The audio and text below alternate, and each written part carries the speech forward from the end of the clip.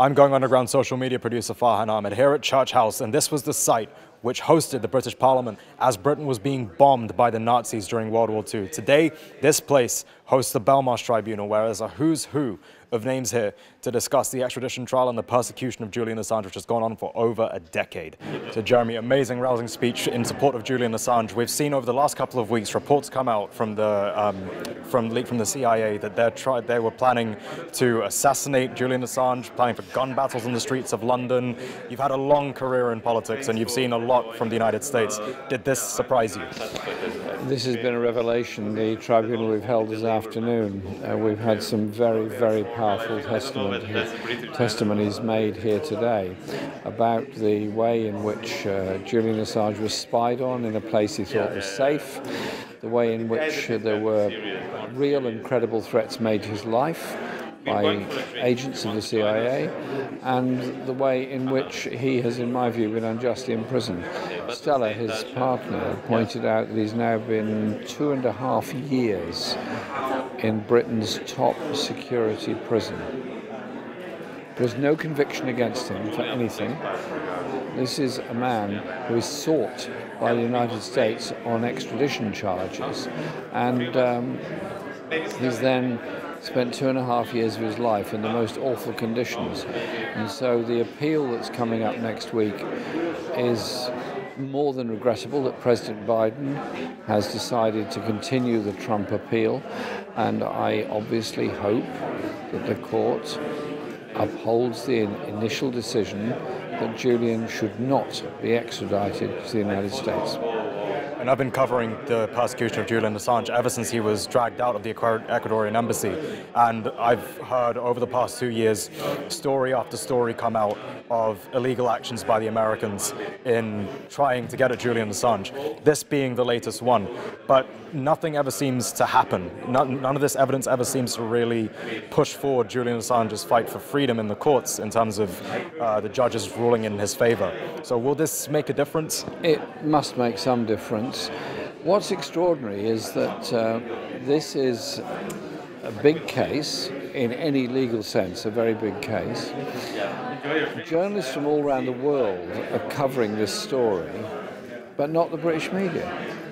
Most of the British media say and do absolutely nothing about the Julian Assange case, whereas the world's media does a great deal more about it.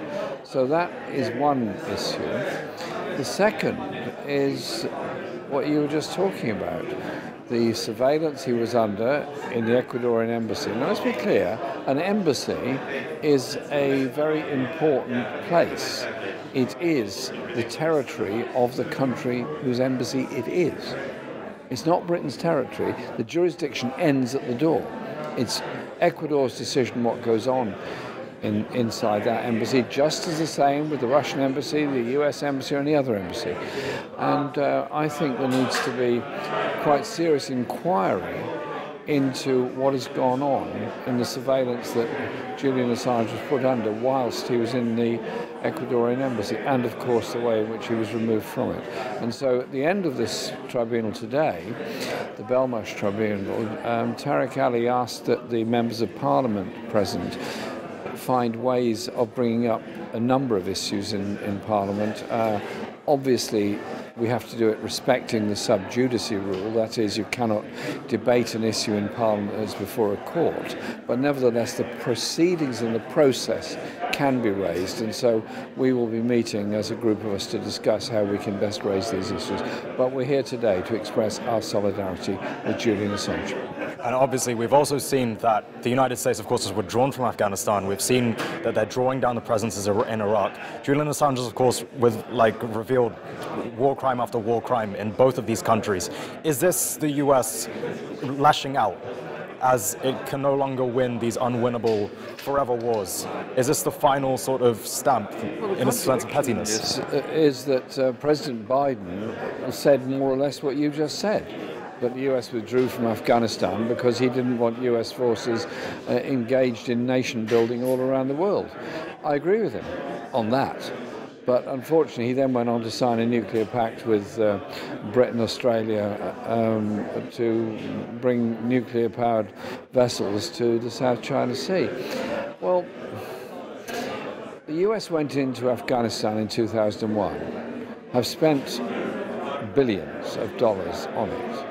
As I explained in my own submission, tens of thousands have died, including US and British soldiers. Many more Afghan people have died. Iraq, another disaster, Libya, etc. And so it goes on. Well, Julian Assange has gained nothing for himself in any of this. His life is in peril and at risk. He's had the most appalling treatment by legal systems, spent years in exile, so to speak, inside the Ecuadorian embassy, and then put into Belmarsh prison. And why did he do all that? There's nothing in it for him. He's not making money out of this. He's done it because he believes the world needs to know how tens of thousands die in wars that should never have been started. Kristinn, welcome to Going Underground. Of course, this Belmarsh Tribunal is being held in Church House. Great historical significance for the country. What significance does holding this tribunal here hold for Julian Assange?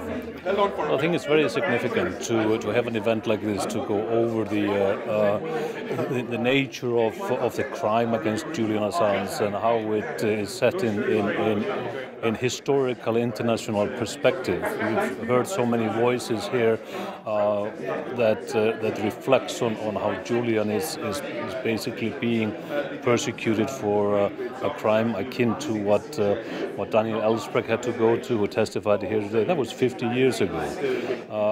We've heard the voices about actually the importance of the revelations that Julian, as a publisher and editor, exposed or published for the world to see. And if you pull all this together, you see so clearly the extreme illegality in the entire farce that is going on in this city.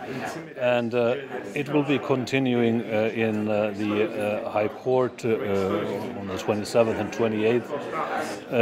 By now, with all the information that we have, and especially the recent revelation about CIA's plan to kill or kidnap Julian Assange in the center of this city, it is almost unfathomable that this is actually taking place. This is like equivalent to a murder trial where there is no motive, no murder weapon, no body, and not even a missing person. We are talking here about such a mockery of justice, where someone is being dragged to all this experience for the simple reason of exposing the truth and practicing journalism. And we're heading into the appeal for the extradition trial next week. What's Julian Assange's current condition? We've had Nils Melzer, of course, come on the show, the UN Special Rapporteur on Torture, saying every time he's come on saying that he's being psychologically tortured. What condition can Julian Assange be in heading into this trial? This is a torture that's been going on for more than a decade now, in one form or another. He is holding out, and of course, he has the expectation that in the end, the British justice system will give actually justice. Not just justice for Julian, but justice for journalism, because it's journalism that is in trial.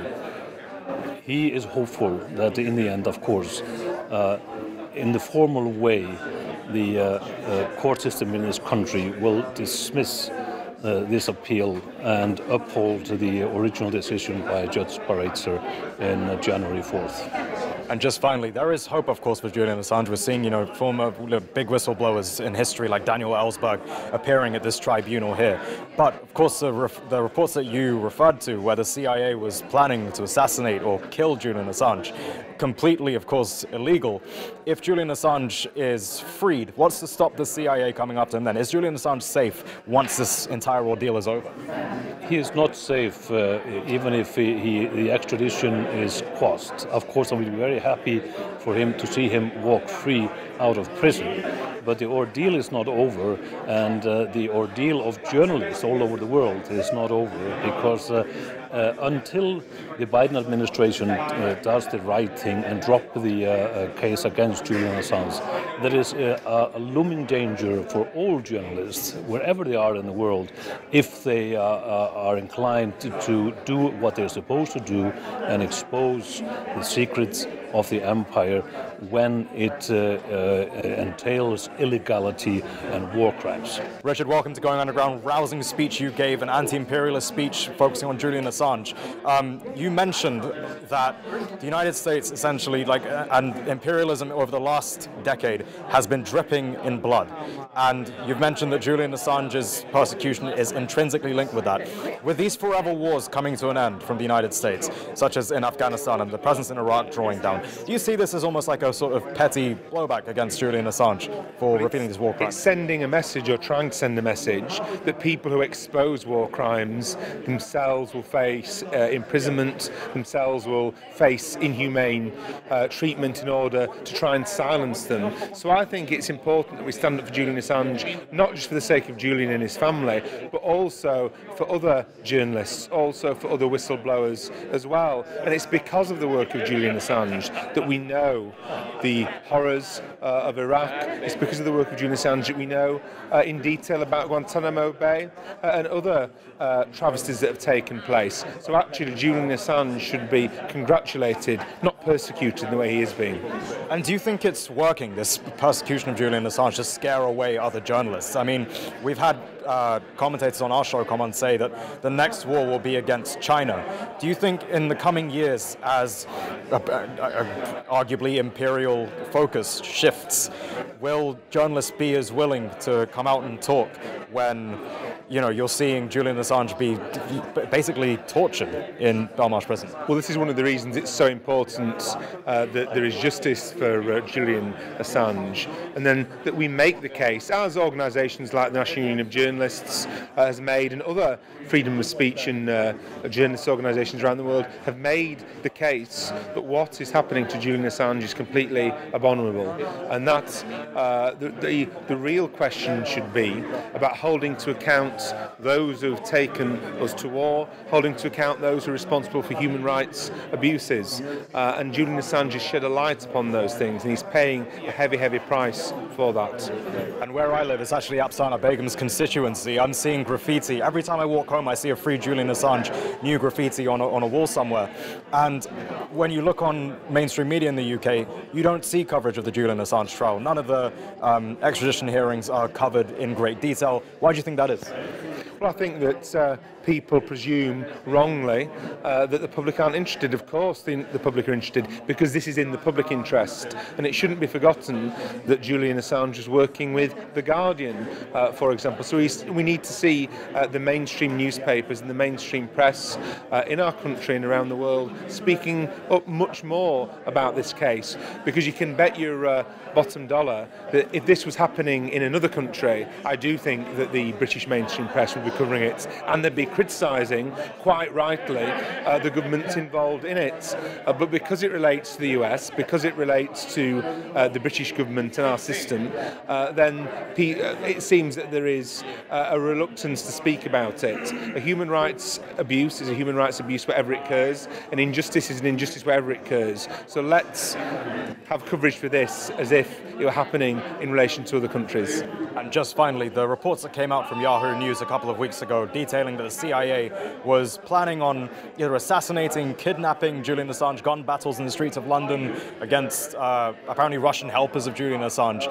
What does it say about Boris Johnson's government that this country was willing to almost go along with the US's plans, which were flagrant violations of international law, which would have seen potentially the killing of Julian Assange? Well, these reports were chilling and disturbing, but it wouldn't be the first time that such travesties have been carried out by the secret services, whether in the United States, whether in Britain or elsewhere. So it was deeply concerning concerning, deeply disturbing, as I say, chilling in fact. And what we need the British government to do is to stand up also for a kind of equality, because the extradition arrangements that we have with the United States seem to be pretty one-sided.